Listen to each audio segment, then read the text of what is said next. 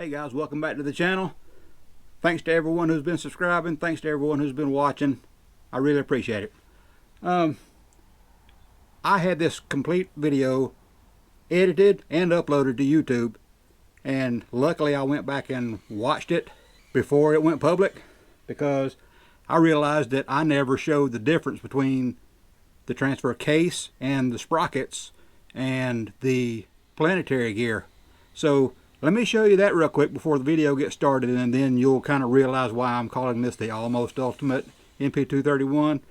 It's because I upgraded the chain, upgraded the sprockets, upgraded the planetary, put a heavy-duty slip yoke eliminator on it, but that's kind of where I drew the line. I didn't really want to spend the extra $350 to buy a too-low kit when I'm going to have an axle that's got lockouts in the front, and if I need too low, I'll just unlock the hubs in the front. And I don't believe anybody makes a 4-to-1 kit for these transfer cases anymore.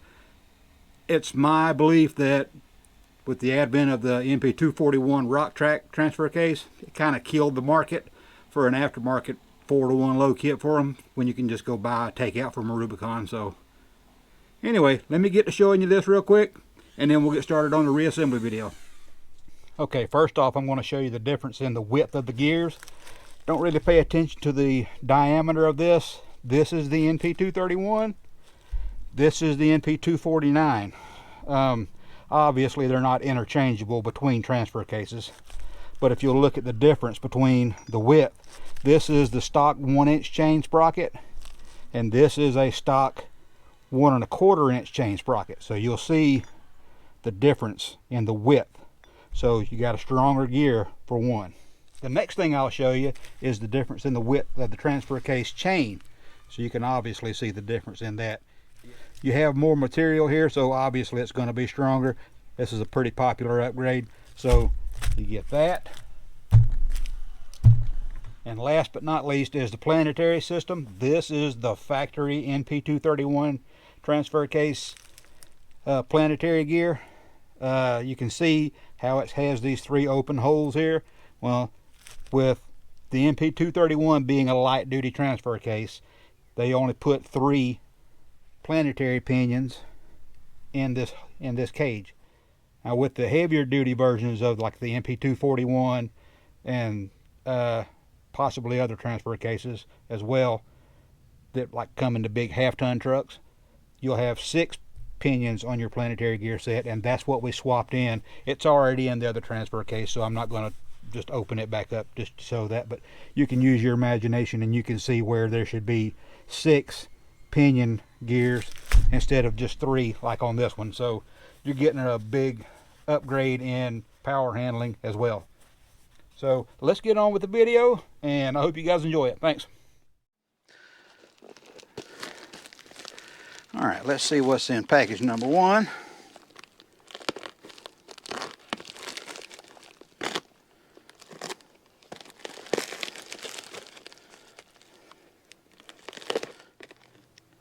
I ordered this wide chain kit from a eBay seller, so let's see, and it came in 2 separate boxes. So let's see what we've got here in box number 1. Uh-oh, got a note. Box 1 of 2s. Oh, box 1 of 2. Huh. Okay, let's see what we've got in box 1.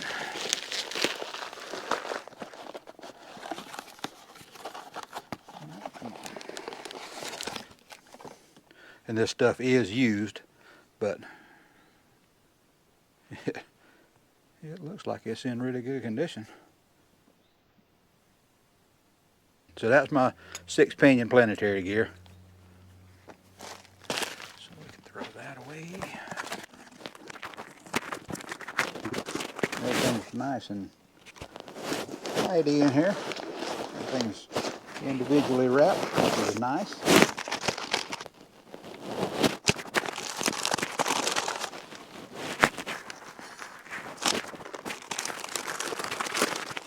Wide chain, well, it does look like it's in pretty decent shape. You can tell when these chains are wore out, because if you hold them out like this and they droop, that means they're worn. That one doesn't hardly have any droop, none. It doesn't have none. So yeah, that's good. Nice. So we got a good chain, good sprockets.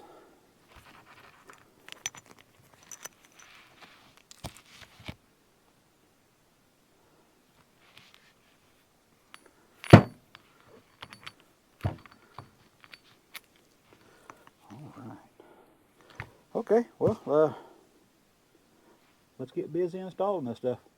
I finally got the transfer case pulled out of the ZJ, and I was able to get the input shaft out of that NP231 transfer case. Now, if you look at this one, this is the one I need, and this is what I pulled out of this transfer case here. You can tell right away, you can tell there's a big difference in length, and also in spline count. This is a 23 spline, this is a 21. You remember back in the first episode of this little series, I said to look for this wide shoulder right here, and that's going to be your 21 spline. Well, you see the difference between the shoulder thickness between the 23 spline and the 21 spline. Again, that's just something, just a quick visual reference of what you may be going to look at if you see pictures of this on Facebook Marketplace or whatever. So we're going to set this off to the side because we don't need it. This is what we do need. So when you get this kit, I'll put a link in the video description for the seller that I bought this from on eBay.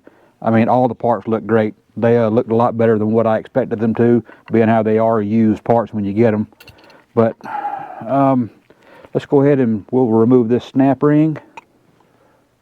And come on. There we go.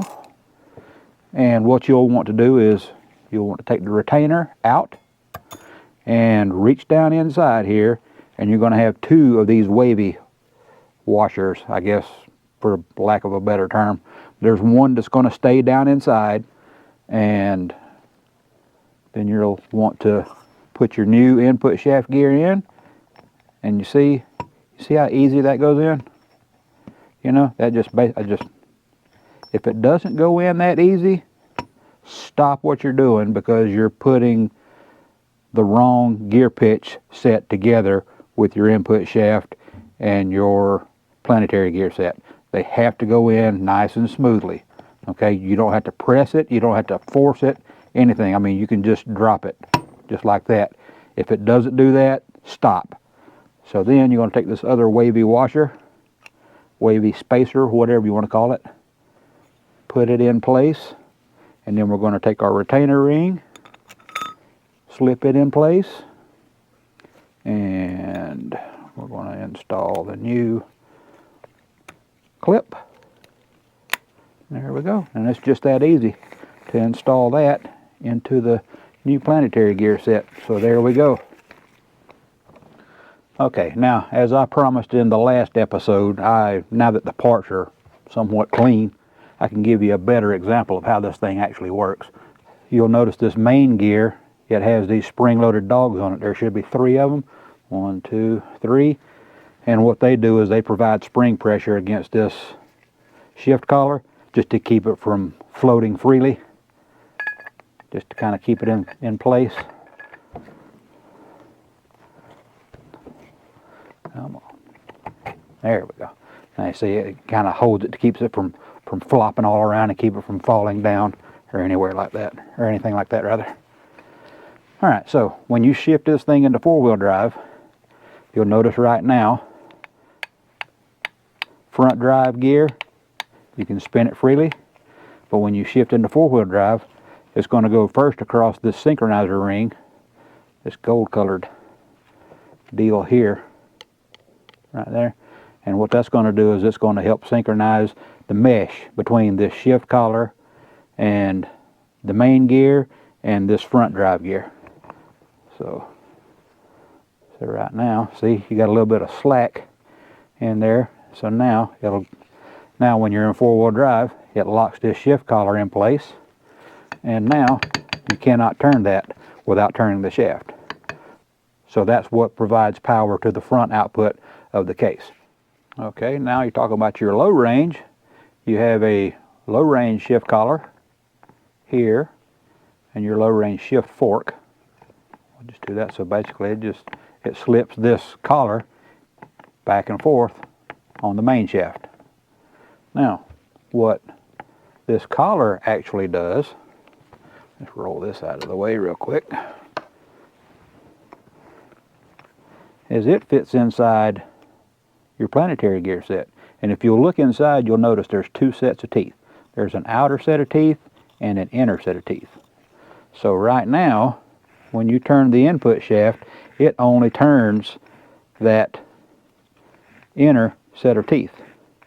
So what happens here is when this collar is all the way in, it turns the main shaft 1 for 1. Okay? So the shift fork pulls this collar out to mesh with the outer teeth, and that is where your low range comes into play. Again, I'm not going to even pretend to understand how the planetary gear system works, because every time I think I almost have it figured out, I get a headache. So what I'll do is I'll try to put a link here somewhere on the screen maybe, and give you a link to someone else's video that has an illustration of how to see how the planetary gear system works. But anyway, in our instance, you have an inner set of gears, an outer set of gears, and that's all that shift collar does, is drives off on the insides or the outsides. Now you see on the end of your main shaft, it's a machine surface, and it rides inside that roller bearing inside right there. So let's slip this all together. Come on, there we go. When I put this shift collar in the high range, right now, all we can do is spin 1 for 1, the main shaft and the output shaft. But when I slip this collar out to engage with the outer set of gears, now it's being driven by this planetary gear set directly, and it's not. So when the input shaft is being turned by the transmission, it's now driving these gears instead of the output shaft. So the gears ride around in the ring gear, and the cage, which has the gear splines cut in it, this is what actually turns your output shaft now. So just remember this next time you're bouncing on a big rock ledge with an NP231, that this little set of gears right here, that's maybe 3/8, 7/16 inch long, that's all that's providing your forward momentum right there, just that little set of gears. Well, UPS strikes again. Looks like they just drug this thing down the street before dropping it off at the house. So, wow, that's bad. So, this is the slip yoke eliminator. Let's just hope everything's in here. Oh man, yeah, it looks like it is. That's gonna be my shaft and the yoke.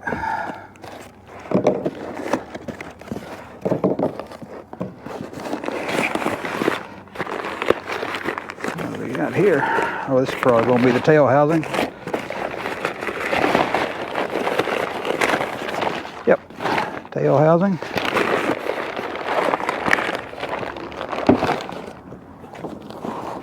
And what do we got here?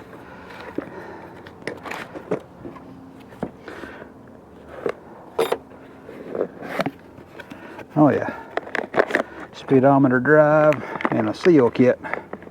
Nice. And I believe that's it. Yep, just some paperwork. And that's it. Well, thankfully UPS didn't screw me over too bad. So let's get to installing this stuff. All right, now that the slip yoke eliminator has been delivered, it's time to put this thing back together. So what we're going to do is go ahead and take this shift collar off because we don't need it in the way. So what you're going to want to do here is you're going to want to take this snap ring off to take the main gear off, the synchronizer and all that. What we're trying to do here is take all these gears off so we can put them on the replacement output shaft. So what we're going to do here, get your snap ring pliers, get this snap ring up out of the groove.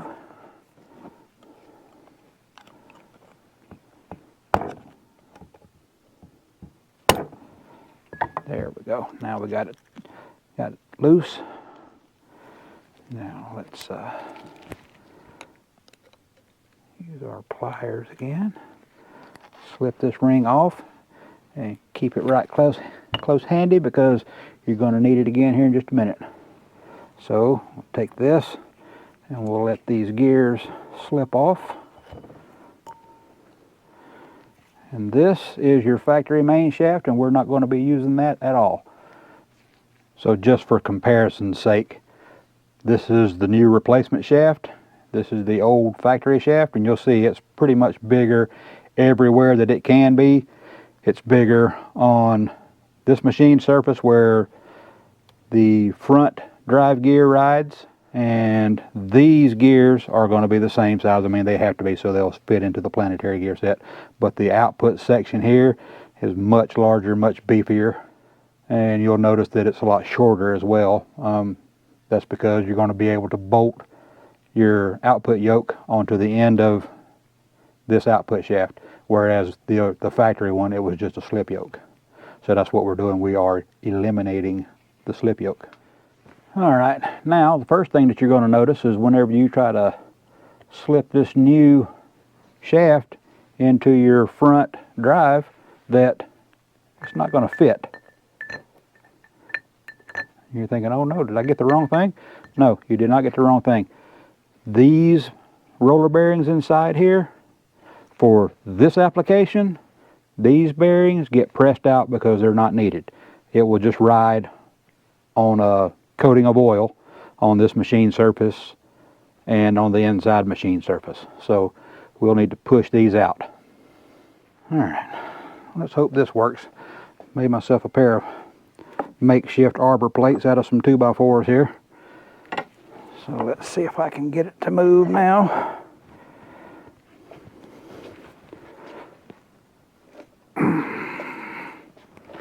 I don't have this arbor press bolted down.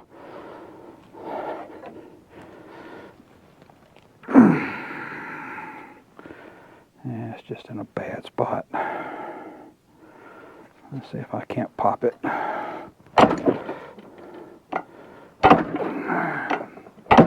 There they go.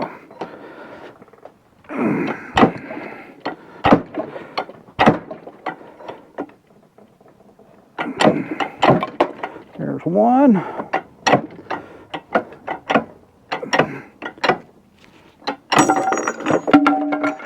And there's the other one. Okay guys, I know that was a sight to see there, but trust me, that right there is the hardest part of installing a slip yoke eliminator, is getting the old bearings out of this front drive hub, front drive gear, whatever you want to call it. If you don't have a hydraulic press, or you don't have an arbor press like I've got here, do yourself a favor, find somebody that does, one of your buddies that's got one, or take it to a machine shop or something. They shouldn't charge you more than a few dollars just to press those bearings out. This has to glide smoothly on this main shaft. It needs to be able to turn freely. So,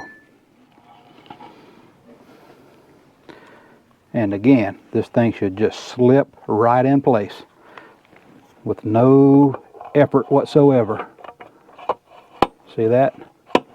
See how easy that is? You should not have to push that in. It should just go in by itself. So now we've got to put a snap ring on the input shaft side over here. So let's fight with this one. Which one is it? Is it this one? Nope, not that one. It will be this one. Okay. So This one technically should be a lot easier than the one we just put in.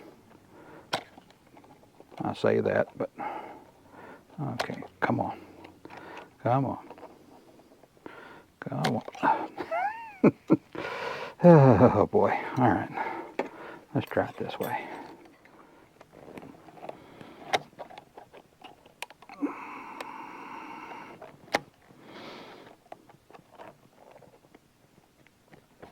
There we go, finally. Uh-oh, got my glove under it. There we go.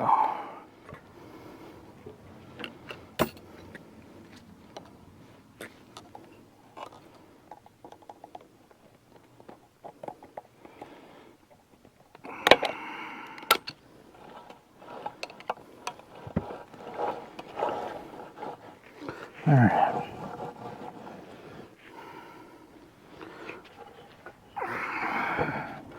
Those things sound dry. I should have put a little bit of oil on them gears. There we go, that sounds a lot better. Now, since I'm doing a full build on this thing, I'm going to want to replace this seal. Again, you guys don't have to take all this stuff off just to do a slip yoke eliminator. But I figured since I had mine so far apart to do the planetary gear set and everything, I'd just go ahead and replace these seals as well. I bought a seal kit from All Star Gear. Should have everything in here I need. Alright, this seal looks like the one we're looking for. So we're gonna slip that in place. And we'll put our retainer in there after I wipe it off. And slip that there. Now that'll be captured by that rooster comb, the shaft for the rooster comb. And that's going to be right here. So let's go ahead and slip this on.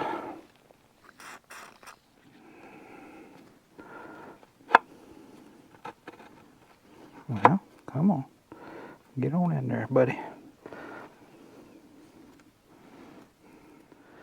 Alright, for now, I've just installed the factory shift lever. I don't know what I'm going to wind up going with eventually, but I do know it's probably not going to be this, or at least it's going to be a modified version of this. So let me get the transfer case stood up. Let's get to putting this thing back together, sealing it up, and we'll have us a transfer case that we can stick in the Jeep. Alrighty, so let's see here. First we're going to put in the range gear. Well, no. We need to put in... Alright, rooster comb is in. I had to cut down the shift fork rod. This really only needs to be done with these old cases that have that vacuum switch on the end, because the shaft will be a little bit longer. The newer ones, they aren't that long, so they won't have to be cut off. But let's we'll get the range fork and put the gear on it. We will slip the gear inside the planetary, and then we're going to put this dowel pin in this groove on the rooster comb. That's in. We need to put the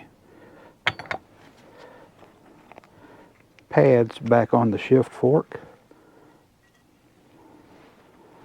I took those off whenever I was cutting it.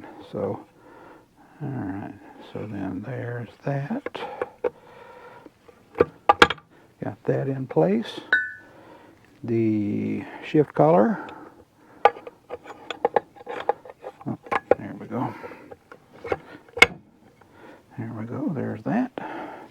Put our gear cluster in. Whoop, nope. I always get ahead of myself on that one. Let's go ahead and put the chain on the gear here and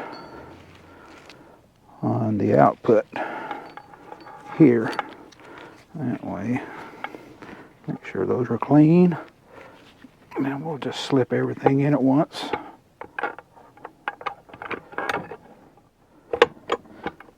Come on. There we go. Now she's in there.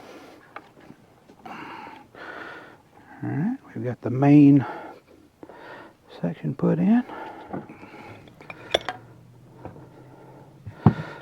Don't forget to put your spring on there. Go ahead and do that while you're thinking about it. Oil pump. Where's my oil pump pickup? Oh, and the bearing retainer for the NP249 and the 231 are the same. I confirmed that when I took the other one off the other transfer case. Oh, and also what I figured out was, some of you guys might already know this, but the JB Conversions 32 spline output yoke, the V8 249 ZJ front output will also fit. So there'll be a good spare, good trail spare to have to put on the rear of your transfer case should anything happen to the one that you got on there, if you're running a 1310 drive shaft. Make sure you put your magnet in there, and we've got our oil pickup all nice and clean, and we have a new O-ring for it somewhere right here.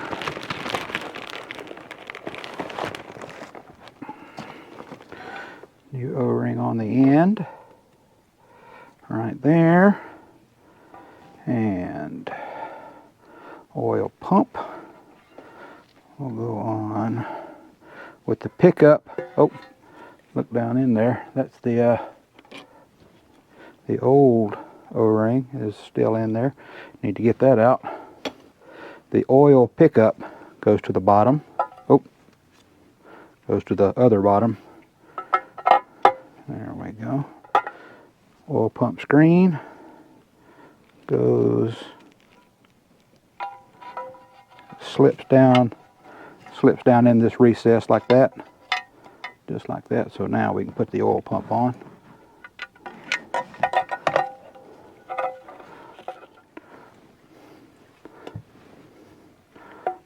Now we can put the oil pump in. And remember what I told you in the disassembly video, that the oil pump has to be on the outside of the case. So there we go. That's how it'll sit. So let's get our super black, and again, not putting a lot on this. Like I said in the last video, you can put way too much of this stuff on there,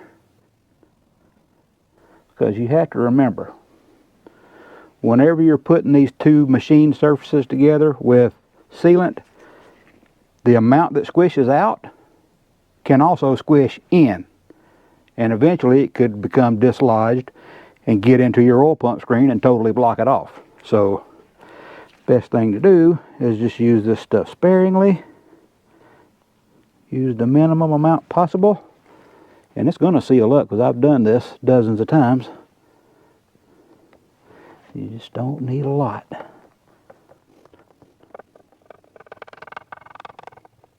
And on these cases, it's not necessary to go all around the bolt holes and all that, because these things are not exposed to the internals of the transfer case. So you're just wasting more material doing that. And I know this stuff is not super cheap. Of course, nothing's super cheap anymore. A little bit more there. Okay, now just take your finger and just, that's all you need right there.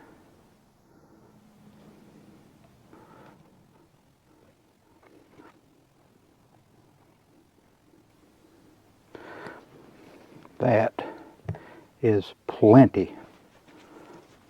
Let me take this off before I go touching everything and smearing all over the place. So, oh, I did not replace this seal. Hang on a second.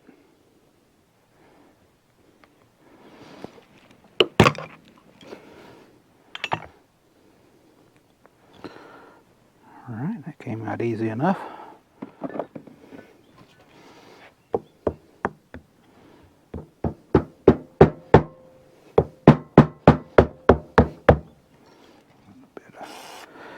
A little bit of lube on there. Now, let's stick this back on. A bit of trash in there. Okay. Make sure your sealing surfaces are clean. Oil pump pickup is in place. Magnet is in place. Spring is in place. Everything is where it should be. If you'll notice, this case has two dowels on it. They go on this corner and on this corner. What that does is it makes sure that the case cover is perfectly aligned with the other case cover. You understand what I'm saying? It's there to make sure that both covers are aligned. So let's do this.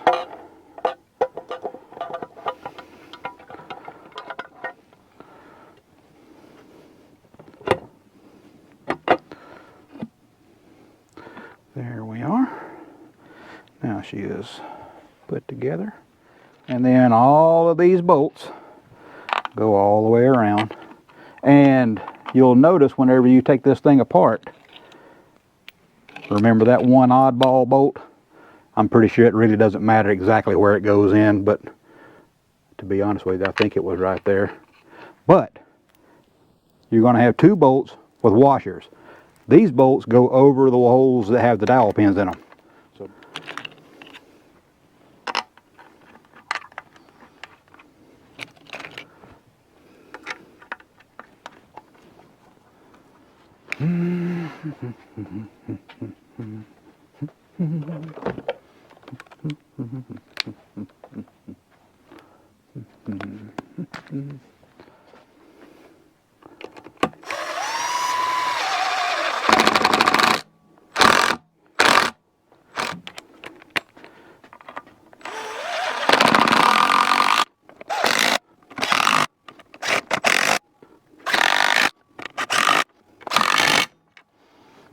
okay.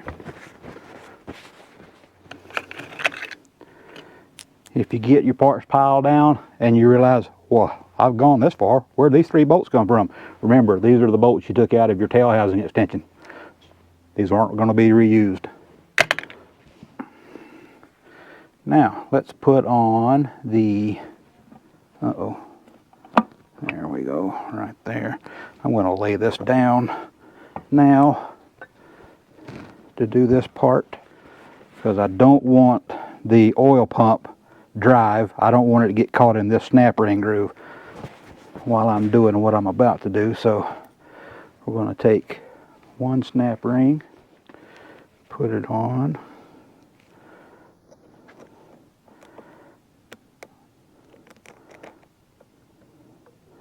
come on, there we go, put it in that groove, speedometer drive, one more snap ring,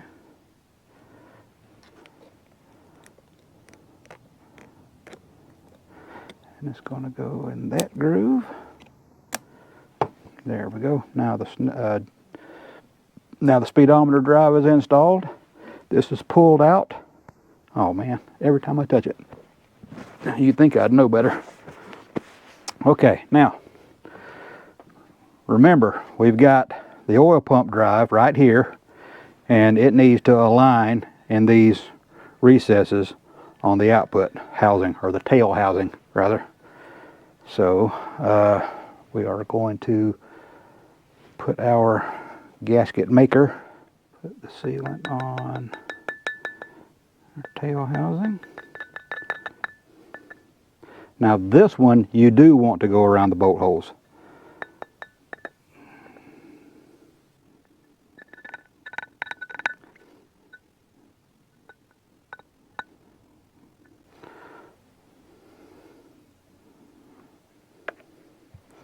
Okay. You see how I went around the outside of the bolt holes on this one? That's because the bolt holes on the case cover, they are a through bolt, so the back side of the bolt is exposed to the inside of the transfer case, so you need to make sure that you seal the entire outer surface of this. So let's smear it around just like we did the case cover.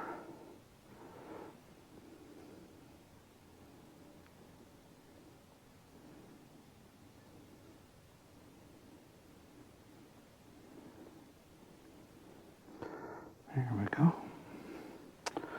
Alrighty.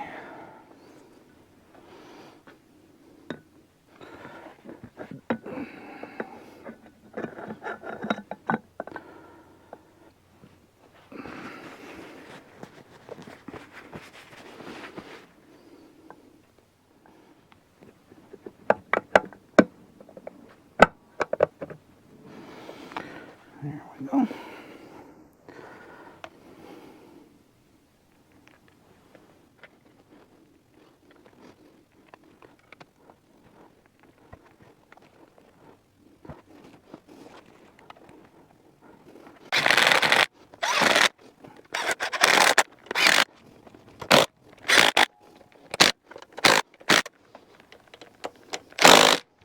All right.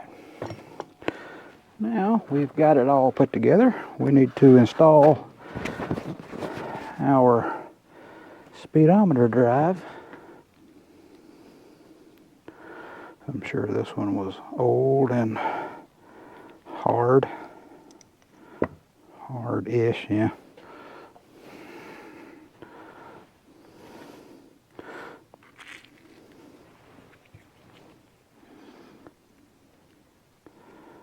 Slip her on there.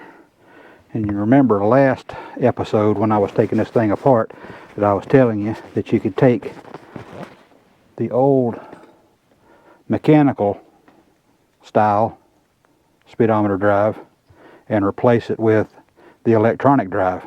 They'll go right in. Same thing. So what I'm going to do, make sure that's clean. I'm going to slip this down in place. And I've got it where the gear is furthest away right now. So because you remember this thing is an eccentric design. If you turn it, it moves back and forth. So I'm going to put it in furthest away that I can. And I'm going to, every time. So now I'm going to turn this until I feel it engage with the, well, let's turn it this way. That way we got a little more clearance for our wiring harness here.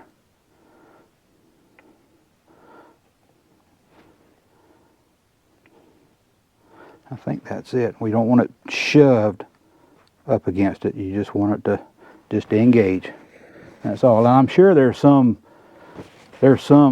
process here with these notches here of what's supposed to go where, but I've never really paid that part much attention at all. So let me get my, this is my hold down tab and the bolt for that. Alright, 13 millimeter it is. Anyway, let's go ahead and install the output yoke. So there will be a washer, a star type washer, what they call it, a star seal, star washer, whatever, in your seal kit. And it'll look like this. And that's what's going to go there and help seal up the transfer case against leaks on the output shaft. Make sure that's clean. And your kit should also come with a new nut. Now this is a Stover nut. If you'll notice on the nut, I don't know if you can pick this up or not, but you see that spot there and then a spot there? That means this nut has been crushed just a little bit, so that provides a mechanical lock. So you really don't need any thread locker or anything like that. Matter of fact, I think I'm going to put on a little bit of lubricant here so I don't gall the threads. It's the same 1 1/8" socket. Now you see how that thing starts getting tight right there? That's because we're getting into where the nut is crushed down a little bit. So let's go on ahead and, all right, that is torqued perfectly to spec. Get a little bit of lube in the seal there so it doesn't start up dry. Put a little bit on this too. Yep. And on this one, you got the same thing, the little rubber star washer. It'll come in the kit right there. Maybe I should have put that on first. Let me try that first. Yeah, it'd be a little easier.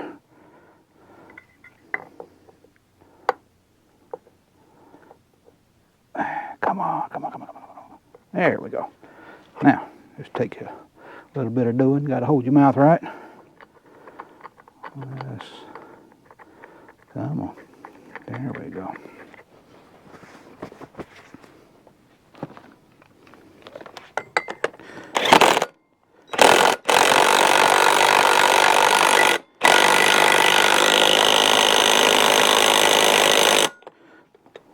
Perfect. Okay, now we need to install the bearing retainer seal. All right, let's go on ahead and just drive it in from this way, if I can. Well, I should be able to get it in this way.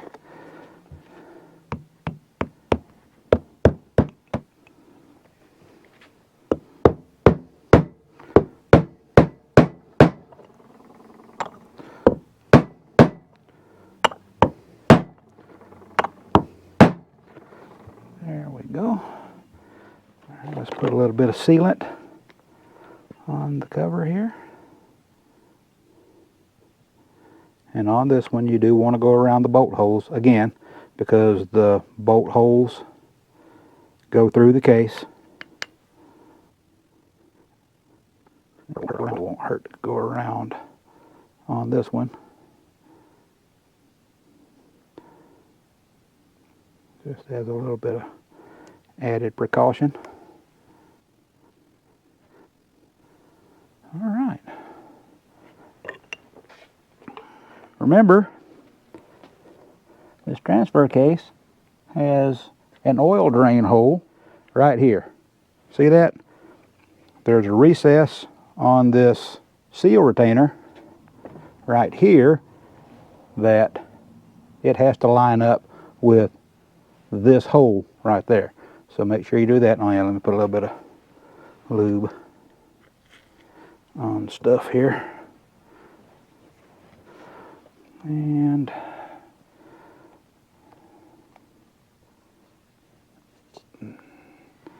double check and make sure I'm lining that up. There we are. Here's the bolts. Again, I'm going to put a little bit of sealant on the bolts, on the threads themselves to seal the holes up.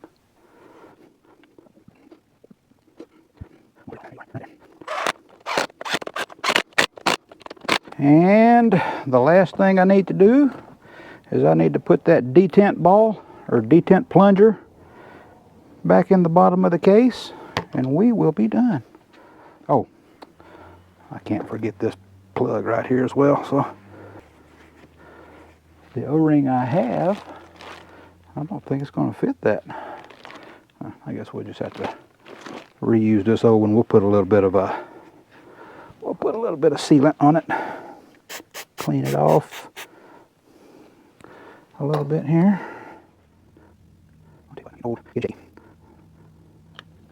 First thing that's going to go in is the plunger. I'll squirt a little bit of lube down in there for that. There we are. And the spring. There we go.